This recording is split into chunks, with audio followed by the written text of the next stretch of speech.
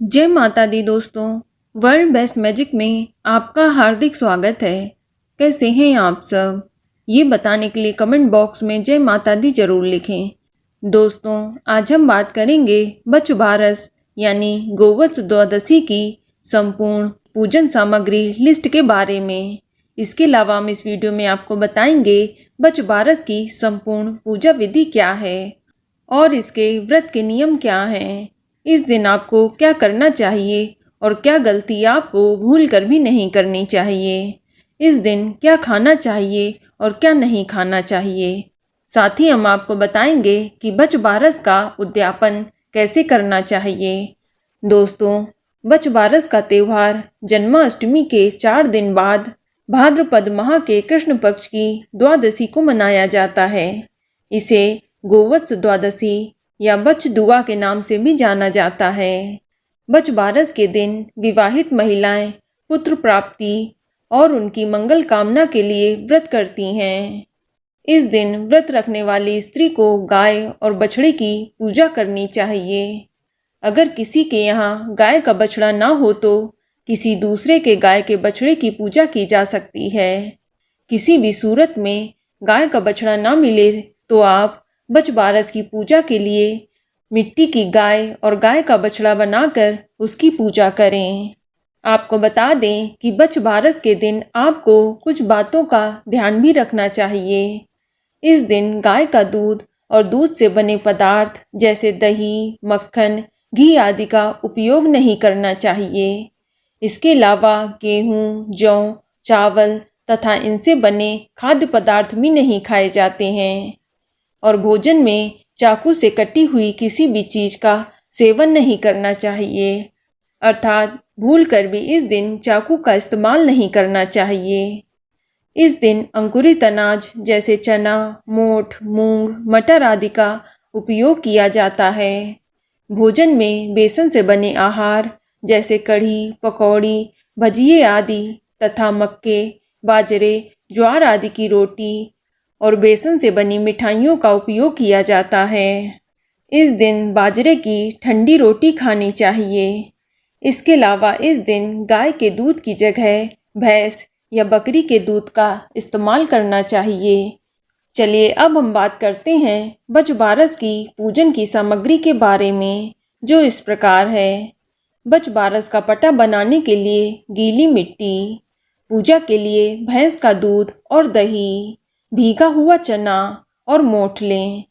मोठ बाजरे में घी और चीनी मिलाकर बनाया जाता है और पूजा में उगे हुए मोठ, बाजरी और बाजरी के आटे की 4 पिंडियाँ लेते हैं। इसके अलावा चने की दाल का लड्डू, कच्चा दूध, मेहंदी, मौली, रोली, अक्षत, फूल और माला, गुड़, सुपारी, पैसे, जनेऊ या ब्लाउज पीस और श्रीफल आदि चीज़ों की आवश्यकता होती है। चलिए अब हम जानते हैं बच बारस की पूजा विधि के बारे में। दोस्तों, इस दिन व्रत रखने वाली महिला को सुबह जल्दी उठकर नहा धोकर शुद्ध कपड़े पहनने चाहिए और पूजा की सामग्री तैयार करनी चाहिए।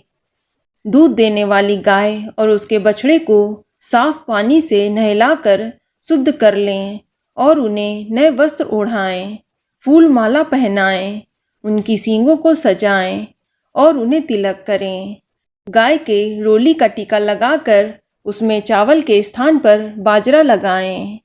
गाय और बछड़े को भीगे हुए अंकुरित चने, मूंग, मोठ, बाजरे, मटर, चने के बिरवे, जौ की रोटी आदि खिलाएं और गौ माता के पैरों की धूल से खुद को तिलक लगाएं और कुएं की पूजा करें।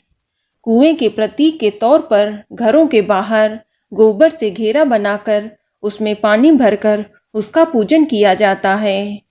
यदि आपको गोबर ना मिले तो एक पाटे पर मिट्टी से बच बारस बना लें और उसके बीच में एक गोल मिट्टी की बावड़ी बनाते हैं। फिर उसको थोड़ा दूध, दही, पानी से भर लेते हैं। फिर सब चीज़ें चढ़ाकर पूजा करते हैं। इसके बाद रोली, दक्षिणा चढ़ाते हैं। पूजन के समय बच्चे भी माँ का पल्लू थामकर थाल से लड्डू उठाकर चरण स्पर्श करके माँ का आशीर्वाद लेते हैं। इस प्रकार गाय और बछड़े की पूजा करने के बाद महिलाएं अपने पुत्र के तिलक लगाकर उसे लड्डू खिलाने के बाद नारियल देकर उसकी लंबी उम्र और कुशलता की कामना करते हुए आशीर्वाद देती हैं। यदि आपके घर में खुद की गाय नहीं हो तो दूसरे की भी गाय और बछड़े की पूजा की जा सकती है, और ये भी संभव नहीं हो तो गीली मिट्टी से या आटे से गाय और बछड़े की आकृति बनाकर उनकी पूजा कर सकते हैं।